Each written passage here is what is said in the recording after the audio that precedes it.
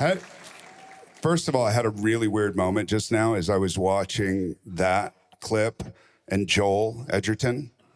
And then I thought, Call Me By Your Name. And I thought, wow, what if you took that title and put it on that clip? And my whole head just spun for a second. Super dramatic, super good speech. I remember during Dune, was it Dune 2, watching you give a speech, and you were supposed to give it in English, right? And? In Chicopso. Chicopso. I forgot what it was called. And Chicopso. And you did it in both, didn't you? Yeah, the version that made it into the movie is the Chicopso, but we have takes in English too. So that's a super difficult speech to give. What do you think when you watch that clip? This is a very strange night because it's a very interesting exercise to go through these clip by clip. The King is a movie that I'm deeply proud of because I think more than anything, it's where I've thrown myself off a cliff the most. It was the first project I did after the release of Call Me By Your Name, you know. And David Michaud is a fantastic director. I'm glad they picked that clip because I like seeing Joel Edgerton face the great Sean Harris. You know, it was all these kind of grizzled Australian and English actors that had to bend a knee literally to, a 22-year-old New Yorker at the time. And I don't say that with overconfidence. I say that with all the fear that accompanied with me at that time because I thought, what the fuck am I doing out here? I really mean it, and it was just a sort of like Dune 2, where Dune came to me in a moment in life where it felt like circumstance was too big for what I could handle. And The King was really that. And I was gonna make a bad joke, but I'm very proud of the movie. It's another movie where, the most random circumstances in life for people tell me that's their favorite thing I've been able to do, and it's something I go back to and I'm like so fond of, because I was entirely out of my comfort zone more than anything I've ever been on. Yeah, so that's what and I'll admit that I hadn't seen The King and that I watched it. I don't know why I hadn't seen it. I'm sorry I didn't see it. I have young kids. But when I was watching you during Dune 2, I was like, it was another one of those moments that I had, but it was very personal because you and I knew each other well at that point. And I thought, man, this guy, I was thinking of the future. I was like, you're going to give performances because you just can do something. Man, I hope, Josh. I really hope. And I don't want to beat myself to the punch, but I feel like I'm one of the good guys in the sense that my heart is in the right place. I work my ass off, and I want to be one of the greats. I really do, And it's the truth, man. I look at your career, Philip Seymour Hoffman. I look at, Leo is somebody you talked about earlier in the speech you gave. He's somebody who just perception-wise lives a very gilded life, and he keeps handing in amazing performances, increasingly amazing. I thought Killers of the Flower Moon was one of the greatest performances he ever gave ever. So that's like, I really want to be super locked in. That speech I gave in Dune 2 was a relief because the arc of Paul Atreides follows the arc of King Henry in a lot of ways, about a young man. It's almost like The Godfather 2 or something, where somebody has to step into a situation they don't really want to step into. And Dune 1 is almost like a tadpole or something. And I had done The King already. So when I got to do Dune 2, if I get to do Dune Messiah, Messiah would be getting to do what I never did in The King.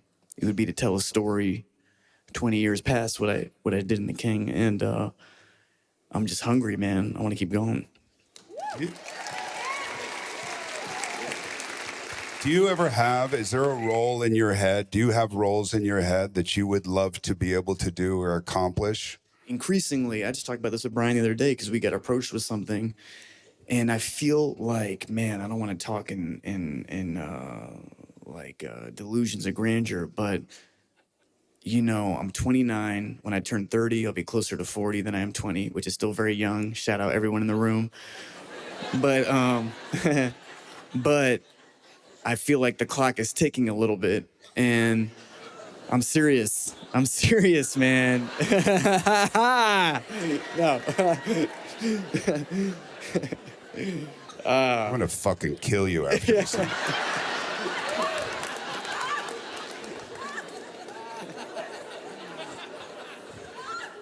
I turn 57 tomorrow, motherfucker. Is it tomorrow, literally? Oh, shit. Happy birthday to you. Happy birthday to you. Happy birthday, dear Josh. Happy birthday. Don't do it. Don't do it. Thank you for that. That was really sweet. All right. So sorry, what were you saying?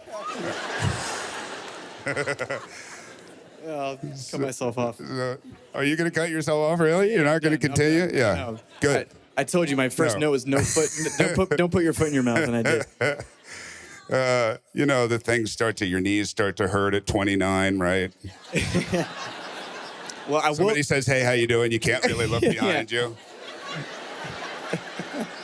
You know what I mean? I woke myself up by my own breathing the other day. That freaked me out. It was the sound of my own breathing. That's what woke me up. Are you looking forward to doing Cocoon 2? What is Cocoon 1? Oh. I'm serious. I'm serious. I know you're serious. So does everybody else. What is Cocoon I know. 1? Cocoon is like one of the great geriatric films of all time, man. What is it? Just go fucking watch it. Okay, all right.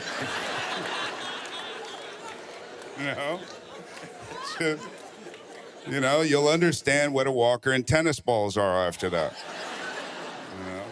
Cocoon. Cocoon, yeah, write it down in your phone. Yeah, that sounds horrible. There we go. So, is there? What is there? that? What? No. Who directed that? Oh. Ron Howard. Ron Howard. Oh Ron my Howard. God! What was it? What were their names? What was it? Who were the main guys? Oh fuck! It's so good, dude. You're gonna love it. All right. Look, is there a role? Get back to it. Is there a role? Do you have roles in your head that you would like to do in the future when you're old? Like when you're 31 or whatever. I'm thinking if I did another biopic, it would be the Josh Brolin biopic, you know? You'd have to tell me what the most interesting years were. But judging on your book, there's a lot of fascinating shit. No, man. Honestly, no. I feel like that's the imperative. Man, it's gonna be hard to segue back into seriousnlike But no, I feel increasingly I have to find the things I want to say. Like the thing I got approached with the other day it's like a very contemporary story about something that just happened in the real world.